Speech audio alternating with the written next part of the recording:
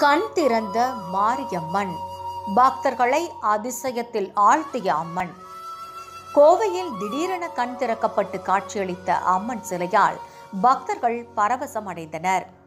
Kovai Kamarajapuram housing colony பகுதியில் அருள்மிகு தேவிஸ்ரீ பூமாரியம்மன் கோவில் அமைந்துள்ளது. சுமார் 40 ஆண்டு கால பழமை வாய்ந்த அம்மனுக்கு 2 நாட்களுக்கு முன் கோவில் புனரமைப்பு பணிக்காக கணபதி ஹோமம் நடைபெற்றுள்ளது. தினந்தோறும் அப்பகுதியைச் சேர்ந்த மக்கள் வழிபாடு செய்வது வழக்கம். இந்நிலையில் வெள்ளிக்கிழமை என்பதால் அப்பகுதியைச் சேர்ந்த பெண் ஒருவர் பூமாரியம்மனுக்கு தீபாராதனை காட்டப்பட்டு வழிபாடு செய்துள்ளார். திடீரென கண் திறக்கப்பட்டு காட்சியளித்துள்ளார் அம்மன்.